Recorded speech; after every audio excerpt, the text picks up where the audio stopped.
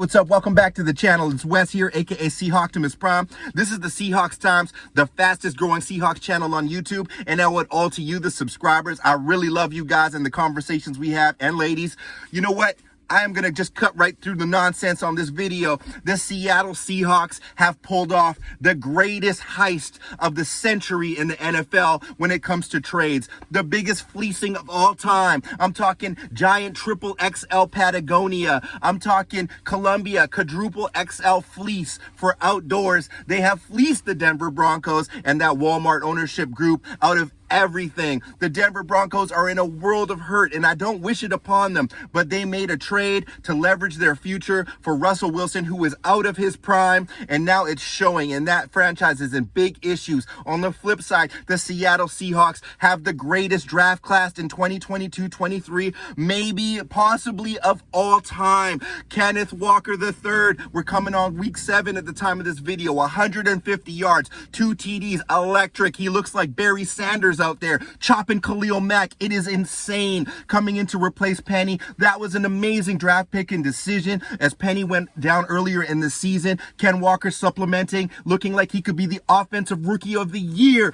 That also means Seattle could also have the defensive rookie of the year for this season in Tariq the Freak Woolen, the Avatar man. You know what? This is a crazy draft, and we are just seeing the tip of the iceberg and the fruits of this actual decision. We have Abraham Lucas, right tackle, looking like an all-pro right tackle. Charles Cross is just developing every single day. Kobe Bryant leading the league in forced fumbles. This is unheard of and uncanny.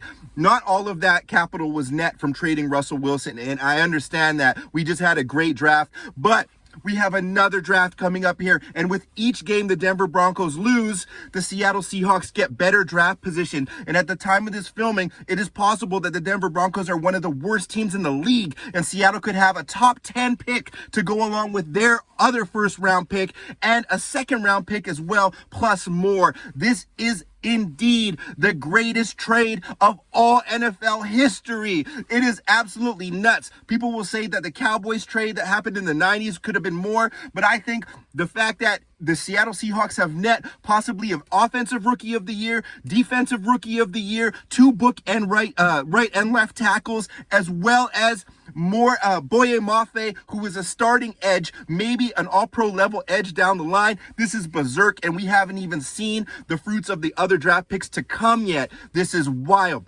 No, nobody thought Geno Smith would lead this team in the way he has and perform how he has, but it is happening. Pete Carroll is a genius, a guru. Anyone that doubted him, anyone that doubted his system and his humility that he has is absolutely out of their mind. This is a young, dynamic team, and I'm not saying it all happens this year, but they have every right to discuss themselves in the Super Bowl conversation for the next few seasons to come. The window is just opening, whether that's Geno Smith or another dynamic QB that they bring in as a rookie to study under Geno Smith's tutelage.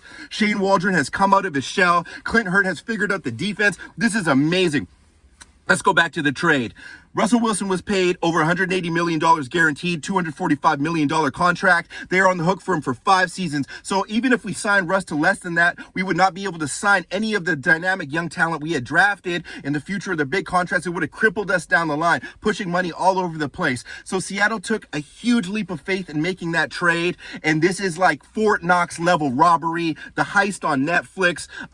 Pick your favorite movie with regards to thievery. This is what Pete Carroll and John Snyder have done. They've made off like bandits, like thieves in the night, like Billy the Kid, pow, pow, pow, pow, pow, 12s. We are going to go in. We have a chance of getting into the playoffs this season alone with a home game. At the time of this filming, we are leading the division 4-3. Everyone thought we were a bottom feeder, 31st, 32nd ranked team. Surprise! We got hella talent on this team. The defense is getting set. What do you guys think? I'm not going to get into too much of the technicalities, but as we have more salary cap next year opening up, we have all of that draft picks going into the next season. Is it possible that the Seattle Seahawks have entered another Super Bowl window when everybody thought that they were going to be in a 10-year decline? Is that possible? Like, comment, and subscribe. Let me know if you think this is the biggest heist of the century, the biggest fleecing of all time, as the Denver Broncos wallow in despair. They have to turn their season around really quickly, but I do not see this panning out for them. And I'm so happy that Seattle was able to make this decision, a crucial decision for the future of our franchise. They need to put the CIA, the FBI, Internal Affairs, Secret Service on Pete Carroll and John Snyder, because they just robbed these guys. Anyways, I love you guys so much. Like and subscribe to the channel, and go Hawks.